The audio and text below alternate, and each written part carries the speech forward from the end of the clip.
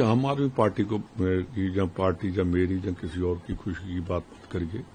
पहली बात तो कि प्रधानमंत्री जी का मैं वेलकम करता हूं, वो गए हैं, पर एक बात का प्रोटेस्ट भी करता हूं को वहां का एमपी है, तो एमपी का तो मेरे ख्याल बनता ही है। यहाँ प्रधानमंत्री जी हैं, उनके सदन के हम मेंबर हैं, तो उनको छोड़कर जाना और उस दिन रखना कि जिस दिन वाइस प्रेसिडेंट की इलेक्शन है, अगर अदरवाइज हम ना जाते तो फिर हम कहते कि हमारा फॉल्ट है, ये प्रधानमंत्री की ऑफिस की का ही फॉल्ट है कि हमें किसी को 3 डिस्ट्रिक्ट हैं, गुरदासपुर, अमृतसर, तरन वाला तो जेल में है, तो आगे फिरोजपुर, हम 3 तो एमपी हैं, तीनों ही कांग्रेस के थे, इनको वहां पंजाब में बुलाकर मीटिंग करनी चाहिए थी।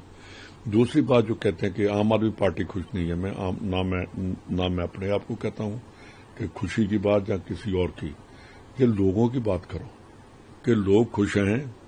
लोग खुशी कैसे आएगी? 40,000 करोड़ की हमारी सीसी लिमिट है कि उसका 10% भी कर लो खराबा तो 4,000 करोड़ तो सीधा ही बन गया।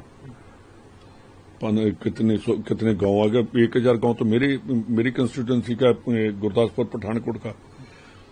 तो ये मेरे ख्याल जो प्रधानमंत्री जी जाकर आए हैं, तो उनको एक बात देखनी चाहिए थी कि गरीब लोग जो हैं उनका क्या किया। 2 महीने उनको कोई मजदूरी नहीं मिलेगी, वो अपने घर में भूखे बैठेंगे। एनजीओ जो हैं, जो उन्होंने जो दे दिया वो लेके, उसके बाद कौन देगा? जो फ्री राशन है, इनको चाहिए था कि पूरे गांव को, चाहे वो कोई अमीर है गरीब है, उनके घर में 3-4 महीने का राशन भेज देना चाहिए था, जो नहीं हुआ। साथ ही प्रधानमंत्री जी को मैं ये बताना चाहता हूं कि जितने बाढ़ में आए गांव हैं, चाहे वो कोठी है, चाहे वो झुग्गी है, चाहे वो मीडियम घर बना, सभी घर खराब हो गए। उसकी रिपेयर के लिए भी कुछ करना चाहिए था, वो नहीं किया। प्रधानमंत्री आवास योजना के तहत इनको इमीडिएटली उन गांवों का सर्वे करना चाहिए था, सेंट्रल टीम करे। अब तो ड्रोन के साथ सर्वे हो जाता है, कोई इतना बड़ा काम भी नहीं है। वो ड्रोन के साथ सर्वे होना चाहिए, और ड्रोन के साथ वो ही होना चाहिए कि किस गांव के कितनी जमीन अंदर आ गई है। वो तो पटवारी जाएगा, अब निकालेगा, क्या करेगा, उस टाइम तक किसान भी भूल जाएगा, लोग भी भूल जाएंगे कि ग्रांट आएगी, कब आएगी, कंपनसेशन कब आएगी, ये खत्म हो गया। ये कोई प्रधानमंत्री जी कोई दुख हुआ कि इतना बड़ा दिल, कहते हैं अफगानिस्तान को जो चाहिए हिंदुस्तान वो देगा। तो जिसने अफगानिस्तान के ऊपर कब्जा किया 40 साल, वो आज बैठे हैं कि हमारा क्या बनेगा। महाराजा रणजीत सिंह ने, पंजाबियों ने जाकर अफगानिस्तान पर कब्जा किया था, उसके बाद कोई नहीं कब्जा कर सका। राजनिका हम 40 साल हमने राज किया, आज वही राज करने वाले बाहर बैठे हैं, तो दूसरों को जिनके ऊपर हमने राज किया उनको कहते हैं जो भी आपको चाहिए हमें हम देंगे। क्यों भाई? हमारा हिस्सा कहाँ गया? देश की आजादी में हमारा हिस्सा रहा है, सबसे ज्यादा रहा है। कहाँ गया हमारा देश को आजाद करवाने के लिए? वो इसलिए मैं कह रहा हूं कि प्रधानमंत्री जी दिल बड़ा करो, पार्टीबाजी से ऊपर उठ जाओ। सर, कल वाइस प्रेसिडेंट सीपी राधाकृष्णन जी उपराष्ट्रपति होंगे अब देश के।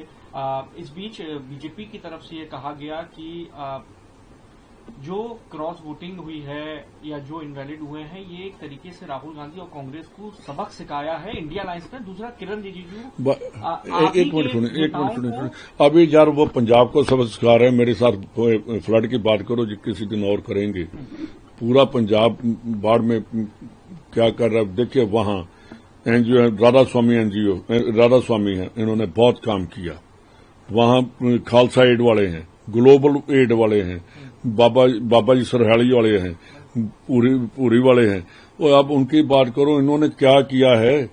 और उनके एक मिनिस्टर कह रहा है हम और भी देंगे, दूसरा कह रहा है कि किसी ने और ने किया नहीं। मैं इनसे पूछना चाहता हूं ये सुनील जाखड़ हमारा मेरे से पहले वो MP रहा है गुरदासपुर का, उसने क्यों नहीं कहा कि गुरदासपुर के लिए स्पेशल पैकेज आना चाहिए?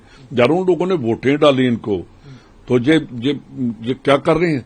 वहां पाकिस्तान के साथ हमारी दूसरी बांध है, उसको कौन करेगा? ये गवर्नमेंट ऑफ इंडिया और पंजाब गवर्नमेंट करेगी। लेकिन किरण रिजिजू का शुक्रिया अदा करना, वो भी इंडिया अलायंस के सांसदों का, कि यार आपने उनका NDA को देखो दिया। मेरी बात सुनो, किरण रिजिजू को बोलना चाहिए। आज तक वो पंजाब के लिए क्यों नहीं बोले कि पंजाब जो हिंदुस्तान को अनाज देता है वो डूब गया है? हमसे मशकरे हैं पंजाबी कि हमें जो मर्जी मजाक कर दे, उसके ऊपर क्यों नहीं बोले? क्यों नहीं होम मिनिस्टर साहब बोल रहे? क्यों नहीं बोल रहे एग्रीकल्चर मिनिस्टर? वो पंजाब गए थे, रूरल डेवलपमेंट उनके पास है, बोलकर क्यों नहीं आए? उन्होंने नहीं देखा कि पंजाब के हालात क्या हैं?